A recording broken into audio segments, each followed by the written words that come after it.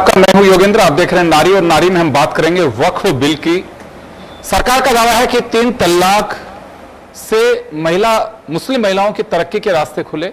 अब उसी तरह से वक्फ बिल से भी, क्योंकि वक्फ का मतलब होता है दान, और दान की संपत्ति को सोशल वेलफेयर में कैसे यूज किया जा सकता है, कैसे आप हॉस्पिटल से बच्चों की एजुकेशन, उनका लिविंग स्टैंडर्ड कैसे मजबूत हो सकता है, अच्छा हो सकता है, बेहतर कैसे हो सकता है, तमाम चीज़ों को लेकर के।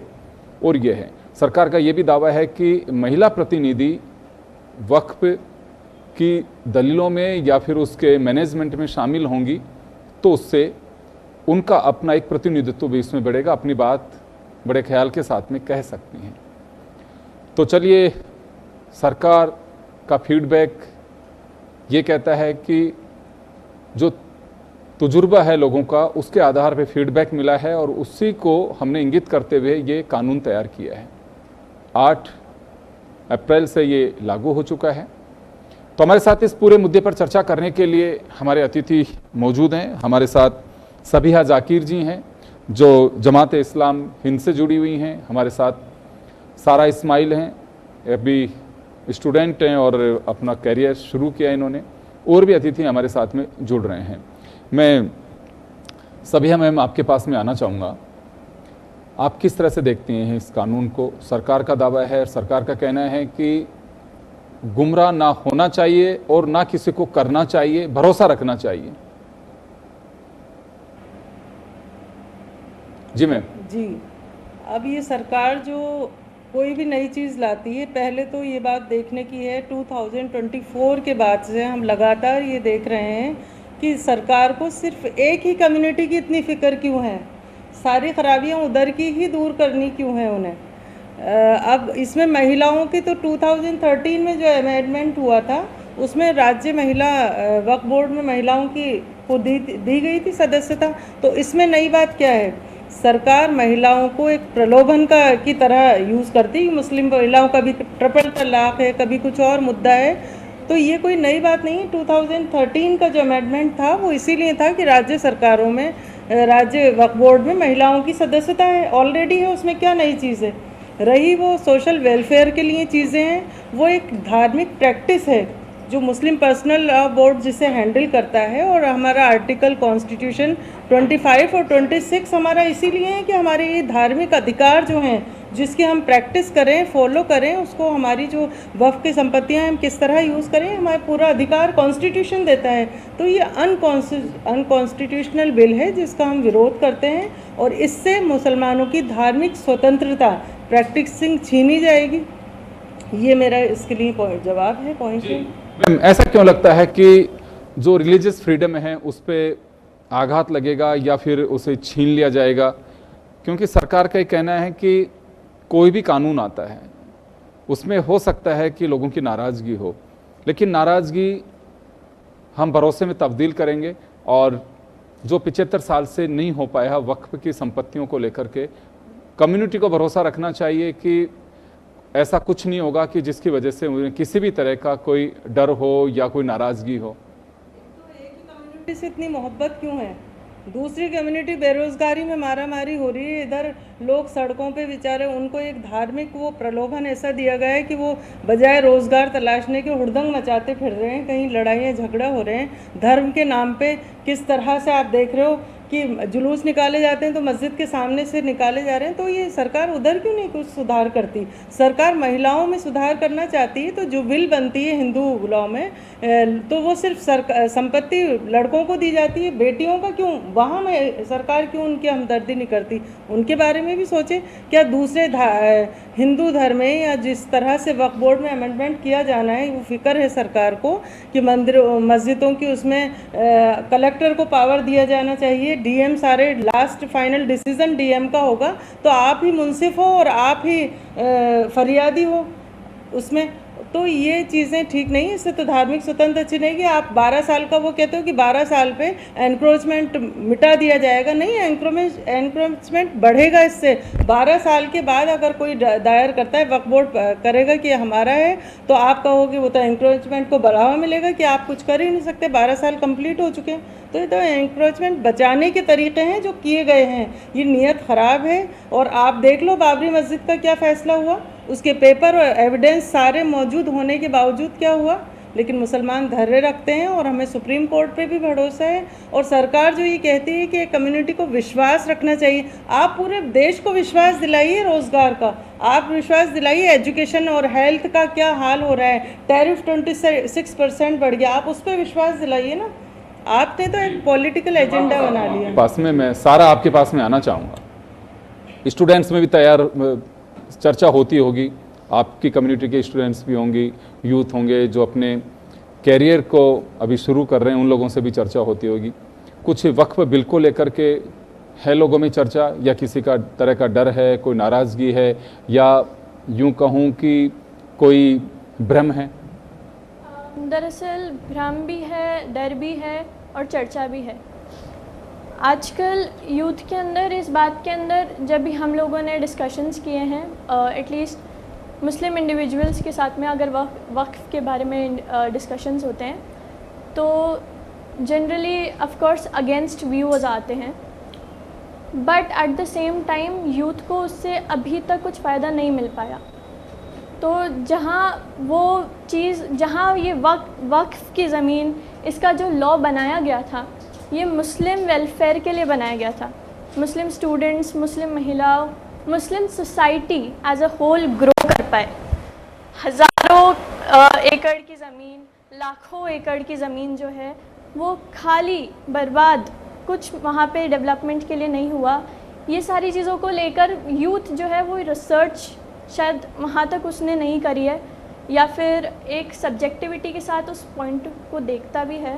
एंड आई बिलीव कि हाँ, सब्जेक्टिविटी सबके अंदर होती है और होनी भी चाहिए, कि आपको डर रहता है कि हमारे रिलीजियस राइट्स यहाँ पे ना छिने, but at the same time आपको जो रिलीजियस राइट्स आपके छीनने का डर है वो आपको मिले भी नहीं है प्रॉपर्ली, बिकॉज वक्फ बोर्ड जो है वो आपको वो राइट देना का काम रखता है जिससे आपको एजुकेशन मिले, आपका वेलफेयर हो, आपका हेल्थ का वहाँ पे डेवलपमेंट हो, तो वो भी तो नहीं मिला। That's why I think that इस चीज़ को हम दो तरीके से देखते हैं। ग्रे एरिया को देखेंगे तो आई थिंक हमें एक बेटर पॉइंट ऑफ व्यू मिलेगा, बेटर रिसर्च करने से हमको बेटर पॉइंट ऑफ व्यू मिलेगा।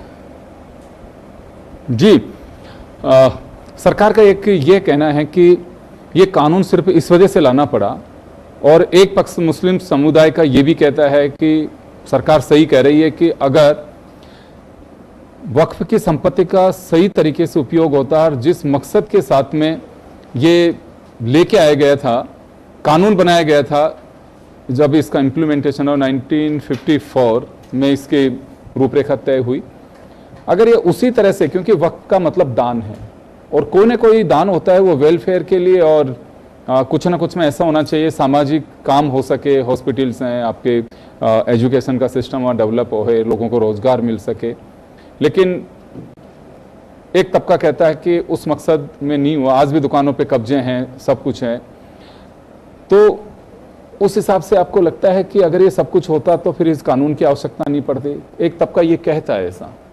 जी, अगर उसका काम जिस तरीके से उसको बनाया गया था, जो डोनेशन की प्रॉपर्टी है, अगर उसको एक्चुअली में उस तबके के लिए इस्तेमाल किया जाता तो आज इस अमेंडमेंट का आई डोंट थिंक बात भी आती या ज़रूरत भी पड़ती या मुद्दा भी उठता।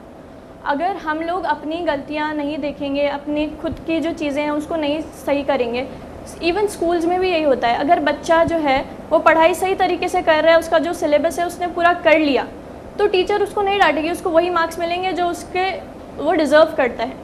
लेकिन अगर बच्चा ही कहीं ना कहीं से चीटिंग कर रहा है, इधर से कुछ ना कुछ अपना आंसर्स चुरा रहा है और दूसरों को वो बेसिकली चीट कर रहा है, क्योंकि उसने चीटिंग करके ज़्यादा मार्क्स लेने की कोशिश करी, लेकिन उससे दूसरे जो एक्चुअली में मेहनत कर रहे हैं उनके लिए वो गलत हुआ, तो टीचर्स ऑफकोर्स उसको माइनस में मार्किंग देगी, ऑफकोर्स उसको करेक्शन देगी। तो अगर अमेंडमेंट से कहीं ना कहीं करेक्शन आ रहा है, अगर अमेंडमेंट से इस चीज़ का बेटरमेंट हो रहा है, So I do not think there is anything wrong with that. Maimuna ma'am, आपके पास में आना चाहूंगा। कानून इस मकसद से लाया गया है कि जिस डोनेशन की प्रॉपर्टी का काम जिस मकसद के लिए होना चाहिए था वो नहीं हुआ, और गवर्नमेंट को लगता है कि हिंदुस्तान के अंदर आर्मी, रेलवे के बाद में वक्फ की प्रॉपर्टीज हैं, और अगर देखें तो पैसा आता नहीं है उसका, ना कोई लोगों को यूज हो रहा है, वर्षों से उन संपत्तियों पे लोगों के कब्जे हैं। तो अगर ये सब कुछ वास्तव में उस काम के लिए किया जाता कि अगर प्रॉपर्टी कहाँ पे स्कूल्स खुली, कहाँ यूनिवर्सिटी के लिए, मकसद तो यही था जो सरकार ने कहा अपने बयान में भी। अमित शाह जो देश के गृह मंत्री, उन्होंने संबोधित भी किया, और एक तबका आप ही के कम्युनिटी का मानता है कि बिल्कुल सही कह रहे हैं कि अगर ये कुछ पहले से किया गया होता तो शायद कानून की आवश्यकता भी नहीं पड़ती। देखिए सर, कानून की आवश्यकता पड़ती या नहीं पड़ती ये तो बात अलग आ गई, लेकिन मैं इस बिल के ऊपर अगर बात करूं तो सारे पॉइंट्स छोड़कर एक ही पॉइंट यहाँ पर जो है जिसका सबसे ज़्यादा विरोध हो रहा है वो है 2 पद जो उन्होंने गैर धर्म के दिए हैं, जिनका कोई इन्वॉल्वमेंट नहीं है, और उनका होने का मतलब ही यही है कि सरकार की नीयत ठीक नहीं है। अगर सरकार की नीयत ठीक होती तो हम उस बिल का स्वागत करते, खुद खड़े होकर। अगर वो वाकई में वक्फ प्रॉपर्टी का विकास करना चाहती, उसको तरक्की पर लाना चाहती, उसके ज़मीनों पर अस्पताल बनाती। आप अस्पताल की बात कर रहे हैं, कोविड के बाद मुझे बता दीजिए कि केंद्रीय सरकार ने कितने अस्पताल बनाए, मुझे बता दीजिए अस्पतालों में कितने बेडों की बढ़ोतरी हुई, मुझे बता दीजिए कि कितने शमशान घाट बने, क्योंकि कोविड में सबसे ज्यादा शमशान घाट और कब्रिस्तान की जरूरत पड़ी। तो अगर हित की बात हो रही है तो सबका साथ, सबका विकास का नारा झूठा क्यों साबित हो रहा है? एक ही समुदाय के पीछे क्यों पड़े हैं? एक ही समुदाय से इतनी मोहब्बत क्यों है? कभी ट्रिपल तलाक के नाम पर वो उससे मोहब्बत दिखाते हैं कि औरतों से बहुत मोहब्बत है। मुझे ऐसा लगता है कि जब वो सबसे पहले ट्रिपल तलाक का बिल लेकर आए थे तो सारी औरतें जो हैं वो पीएम हाउस के बाहर खड़ी हो गई थी और राखी की दुहाई दे रही थी कि हमारी रक्षा कीजिए, हमें घर वालों ने बाहर निकाल दिया, हस्बैंड ने।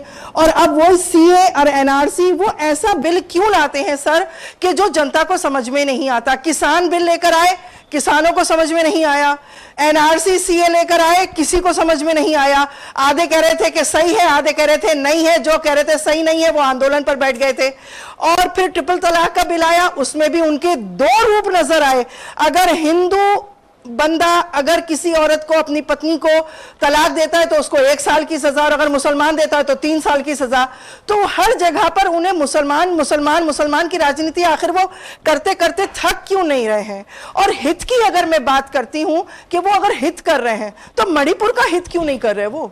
दूसरी बात, अभी लेटेस्ट 23 लोगों ने बनारस में एक लड़की का रेप किया, गैंग रेप, इतना खतरनाक रेप।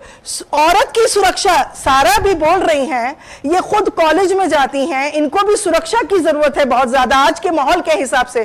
तो मुझे बताइए कि अभी तक इतनी जो उनकी सत्ता रही, 14 साल जितने भी साल की रही, उसमें औरतों की सुरक्षा में उन्होंने क्या किया? शिक्षा के लिए उन्होंने क्या किया? रोजगार के लिए उन्होंने क्या किया? प्रधानमंत्री वाराणसी गए और जाने के बाद उन्होंने कार्यक्रम में शिरकत की। उससे पहले वहां के कमिश्नर को, वहां के डीएम को बुलवाया, और उस जिस रेप केस का आप जिक्र कर रही हैं बनारस का, उसका उन्होंने पूरी तरह से वो लिया कि मुझे जहां तक पता है शायद 3 लोगों का अरेस्ट भी कर लिया उसके अंदर। प्रधानमंत्री ने खुद ने संज्ञान लेकर के और उसका फीडबैक लिया कि क्या इसका पूरा है और अभी तक पुलिस ने और प्रशासन ने कार्रवाई क्या की है उसमें। देखिए, आपको लगता है कि घटना नहीं गठित हो सकती या कहीं पे भी इस तरह के केसेस नहीं हो सकते? मैं तो राजनीतिक दलों से भी कहता हूं ये बात, एक सेकंड, मैं राजनीतिक दलों से भी कहता हूं कि ये इस तरह की सामाजिक बुराई हमारे सामने, हमारे एक विकृति कहूंगा इसको, जो पनपती जा रही है, इसमें बजाय इसे राजनीतिक मुद्दा बनाने के ये सोचना चाहिए कि घटनाएं पहले तो घटित क्यों हो रही है और इसका सॉल्यूशन कुछ ऐसा होना चाहिए, एक नजीर पेश हो सके कि ऐसा करेंगे तो उसका अंजाम ये होगा। तो ये मुद्दा नहीं है, क्योंकि एनसीआरबी के आंकड़े ये कहते हैं, मैं माफी चाहूंगा क्योंकि मुद्दा हम क्राइम की ओर चले जाएंगे। एनसीआरबी के आंकड़े कहते हैं 70 से 75% विक्टिम के परिचित या किसी न किसी रूप में उसके जानकार होते हैं, 75%। तो ये कोई रोक नहीं सकता। हाँ, आपके माध्यम से या आपने जो बात उठाई उसी पे मैं कहूँ, एक बार नहीं 50 बार इसी मंच पे मैं राजनीतिक दलों को कहता हूं कि आप लोगों को इस पे जिरह करने का या इस पे राजनीति करने का कोई हक नहीं है। जब आप सॉल्यूशन नहीं कर सकते तो आप किस तरह से इस पे राजनीति कर रहे हैं? तो आपने जो बात बताई उस पर मैं प्रधानमंत्री को बता रहा हूं, क्योंकि उनकी पार्लियामेंट्री कॉन्स्टिट्यूएंसी है और उन्होंने वहां पे पहुंचने के बाद जैसे ही पता चला उनको कि ऐसा हुआ है यहाँ पे, क्योंकि समाचार पत्रों में भी काफी आ चुका था उसका, उन्होंने बुलाकर बाकायदा फीडबैक लिया। लेकिन आप सही कह रही हैं कि जब आप चीजों का आप जिक्र करते हैं तो फिर सवाल भी उठते हैं। सर मेरा सवाल यही है कि वो हो क्यों रहा है हिंदुस्तान के अंदर। मैंने तो महाभारत पढ़ी है कि द्रौपदी का चीरहरण होने पर महाभारत हो गई थी। मैं उस हिंदुस्तान की बात कर रही हूं जहां पर औरत के ऊपर उंगली उठाने पर उंगली काटने का अधिकार था। उस भारत में आज ये हालत है कि 2 साल की बच्ची हो चाहे बूढ़ी औरत हो, बहुत आराम से रेप भी हो जाता है और रेपिस्ट जो है, बलात्कारी जो है, जमानत पर छूट भी जाते हैं। मैं उसकी बात कर रही हूं कि उस पर कानून सख्त क्यों नहीं आ रहा। अगर औरत का ही हित है, वक्फ के बहाने से बहैसियत में एक औरत हूं और यह कहा गया कि वक्फ में औरतों के रोजगार के उन्होंने रास्ते खोले हैं, तो मुझे बता दीजिए क्या मुसलमान औरत बेरोजगार है? क्या मैं घरेलू औरतों को छोड़कर बाकी औरतों की अगर मैं बात करूं तो मुसलमान औरत वक्फ में अच्छे ओहदे पर है। तमाम हिंदुस्तान में जहां जहां वक्फ है वहां वहां 2 ओहदे तो बिल्कुल मतलब फिक्स है, एक शिया कोटा, एक सुन्नी कोटा जो औरत को ही मिलता है, मर्द को नहीं मिलता। तो ऐसा तो है नहीं कि वक्फ में औरतों के लिए जगह नहीं है, बहुत अच्छी जगह है। जिक्र किया है कि ये घटनाएं क्यों हो रही हैं हमारे देश में।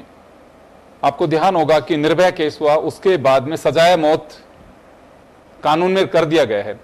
इसके बाद में क्या हो सकता है, मैंने पहले भी कहा, यह एक ऐसी स्थिति है कि इस पे सरकारों के साथ में सबको एक सोचने की बात है कि इतनी मानसिक विकृति क्यों हो रही है।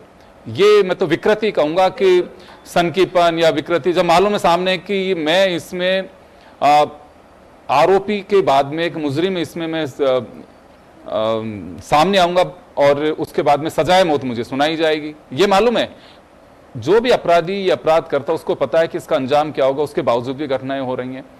तो कानून तो इससे सख्त नहीं हो सकता है कि मौत के बाद में तो क्या बचता है कानून के अंदर ज्यादा। आप बताइए, जमानत पे तो छूट रहे हैं, कहां मौत? ऐसा नहीं है मैम। देखिए अभी अखबार देखिए, कल का ये 20 साल की सजा हुई है एक नाबालिग के साथ में, किसी को मौत की सजा हो रही है। सर 2-4 की बात मत कीजिए, सर 2-4 की बात मत कीजिए। खुद केंद्रीय सरकार की पार्टी में कितने ऐसे मंत्री बैठे हैं, कितने ऐसे विधायक बैठे हैं कि जो भूमाफिया हैं, जो बलात्कारी भी हैं, जिनके ऊपर केस थे लेकिन उनकी पार्टी में आने के बाद उनको क्लीन चिट दी गई है। चले बहुत लंबी बहस है ये, अपन क्या फोकस वक्फ पे ही रखें, जहां आपको ऐतराज हो बिल्कुल बताइए और जहां किसी को भी लगे कि हाँ ठीक है साहब इसमें गुंजाइश हो सकती है। आपका एक जो इसमें आपत्ति जो सामने आई है उनका आपका कहना है कि गैर मुस्लिम सदस्य इसमें हैं, तो वो एक नाराजगी का आपका एक कारण इसमें दिखाई दे रहा है मुझे। मैं चलिए सरोज राणा जी हैं, सोशल एक्टिविस्ट हैं और इनके पास में आना चाहूंगा मैं। मैम क्या लगता है आपको कानून के बारे में? मैं अगर ब्रीफ भी करूंगा तो कोई फायदा नहीं। आप सब लोग खूब अच्छे से सुन चुके हैं, कितनी बार अखबारों में, चैनल्स पे, आप लोगों के पास में सोशल मीडिया में आ चुका, तो आप किस नजरिए से देखती हैं इसे? सर मैं बताना चाहूंगी कि वक्फ बोर्ड का जो ये विधेयक आया है ये भूमाफियाओं के चंगुल से और इस प्रॉपर्टी को छुड़ाया गया है जो लंबे समय से गरीब मुसलमानों का शोषण हो रहा था। और जो लोग वहाँ पे लंबे समय से बने हुए हैं, वक्फ की कमेटियाँ 1 साल में चेंज हो जानी चाहिए, लेकिन 15-15, 20-20 साल से लोग उसमें लगे हुए हैं। तो मेरा मानना तो ये कि मैं इसके पक्ष में हूँ कि ये जो विधेयक आया है वो हमारे मुस्लिम समाज के हित में आया है। सेकंड में इसमें बताना चाहूँगी कि ये पहली बार ही तो संशोधन नहीं हुआ है, इससे पहले भी आज़ादी के बाद से 5 बार संशोधित हो चुका है, तो अभी आपत्ति क्यों? फिर थर्ड बात में एक बहुत इंपॉर्टेंट, मेरी जो साथी बहन बता रही थी कि महिलाओं के हित में, जब ये जब हित की बात करते हैं, महिला कंधे से कंधा मिला के चल रही है, तो मुझे अक्सर ये मैं सोचती हूँ कि मुसलमान महिलाओं को देशद्रोही घोषित करने की योजना कौन बना रहा है? ये जब भी कोई अच्छे अमेंडमेंट होते हैं, जब कोई अच्छी चीज़ होती है तो मुस्लिम महिलाओं को बुर्का पहना के रोड पे खड़ा कर दिया जाता है। जैसे ट्रिपल तलाक वाली बात थी, उनको बिना समझाए रोड पे खड़ा कर दिया कि भाई कौन महिला चाहेगी, तलाक चाहिए। ये जो हमारे जो कश्मीर के अंदर 370 के बारे में हुआ तो महिलाओं को खड़ा कर दिया। आज भी महिलाओं को खड़ा किया जा रहा है कि आप ये वक्फ बिल आ रहा है और आपके कब्रिस्तान छीन जाएंगे। आपकी मस्जिदें ही छिन जाएंगी, आपके सारे रोजगार छिन जाएंगे, मुसलमानों के साथ बहुत सारी ऐसी अनघटनाएं होंगी जो देश के लिए जो मानी जा रही है कि देश के लिए हित में नहीं है, मुसलमानों के हित में नहीं है, युवाओं के हित में नहीं है। उनको बार बार में जो वक़्फ़ की संपत्तियों को जो संरक्षित करने की, उनको संधारण करने की बात आ रही है। तो जो लोग हैं इसके पीछे वोट बैंक की राजनीति कह सकते हैं, जो माफिया इन जो प्रॉपर्टियों पे पहले से हैं, उन लोगों की जो एक खौफ उनमें है, पर वो आम जनता में, गरीब लोगों के बीच में उसको भर रहे हैं। थोड़ा सा उदाहरण दूंगी कि मैं एक IT सेंटर चलाती हूँ। सर, जब ये वक़्फ़ बिल का जब जगदम्बा पाल जी की एक समिति बनी और वहाँ सुझाव मांगे गए थे कि कुछ लोगों ने वक़्फ़ संशोधन बिल हो के ना हो इसमें अपने पक्ष में विचार दिए और किसी ने अपने उसके विपक्ष में। तो मैंने अक्सर लोगों से कहा कि आओ IT पढ़ो, कंप्यूटर पढ़ो, तो कहीं लोग को आने के लिए वहाँ मना किया जाता है, लेकिन छोटे छोटे बच्चों के हाथ में QR कोड पकड़ा दिया और जा के भाई इसको आप QR कोड को स्कैन करो और हमें इस बिल को नेगेटिव करवाना है, हम इस बिल के पक्ष में नहीं है। तो इस तरह की चीज़ें लेते हैं, कौन उनको पता ही नहीं कि हो क्या रहा है, लेकिन सिर्फ उसको स्कैन करा के और उसको दबाव बनाना है कि ये संशोधित ना हो। तो इस तरह की जो घटनाएं देश के अंदर हो रही है वो देश तोड़ने की है। जो मैं बताना चाह रही हूँ कि महिलाओं को देशद्रोही बताने की बात, तो महिलाओं के द्वारा ये क्यों कहा जा रहा है कि महिलाएं इस वक़्फ़ बिल के विरोध में हैं? क्यों विरोध में होंगी जब ये वेलफेयर की स्कीम है, महिलाओं के लिए, बच्चों के लिए शिक्षा, स्वास्थ्य और रोजगार की व्यवस्थाएं होनी चाहिए, तो वो प्रॉपर्टी तो उसी के लिए थी। भी आई सर कि सरकार केवल मुसलमानों के लिए ही क्यों सोच रही है? सर, इसलिए सोचा जा रहा है, सरकार इसलिए सोच रही है कि सच्चर कमेटी की जो समिति बनाई गई थी उस टाइम पे जब बताया गया कि मुसलमानों की स्थिति ये है, तो जब सरकार ने नहीं किया तो कोई तो सरकार आएगी, हम इंतजार करें किसी का। आज मोदी सरकार करे तो ये अच्छी चीज होनी चाहिए। और लोगों को अपने आप में एक मानसिकता बना ली कि मोदी सरकार जो काम कर रहा है वो खाली गलत ही कर रहे हैं, तो वो तो गलत है। आपके पास में लौटूंगा क्योंकि समय कम है। मैं चाहूंगा कि एक मिनट आप सब लोगों के पास में मैं चला जाऊं। मैं अभी आऊंगा मैम आपके पास में, सभी मैम के पास में जाना चाहूंगा।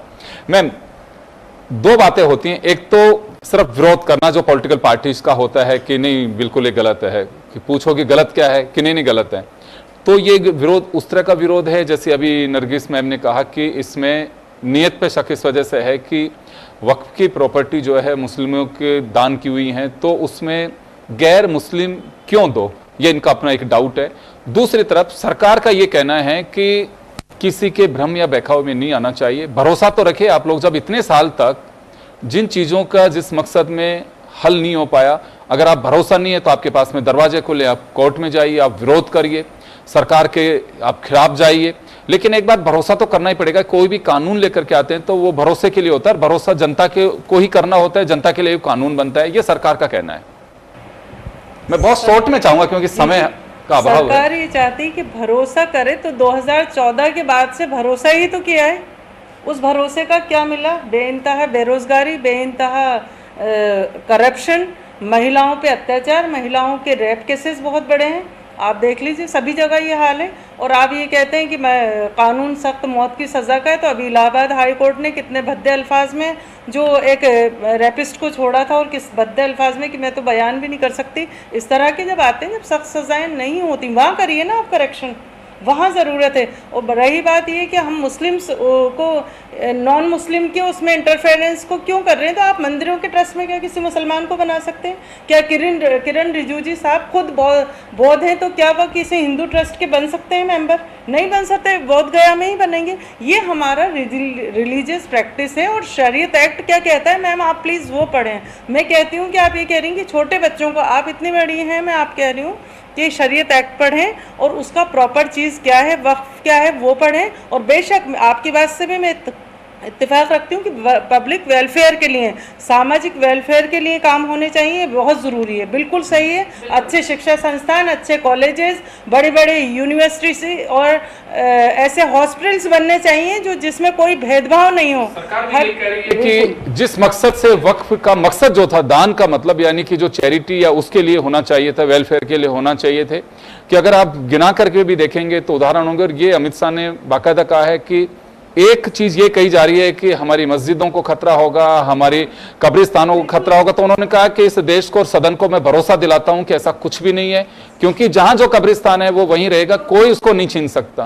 एतबार नहीं है इनकी जबानें, कभी भी अपने वादों पे से करके और कोई सच नहीं हो। दूसरी बात ये है कि एक मिनट मेरी बात पूरी होने दीजिए आप।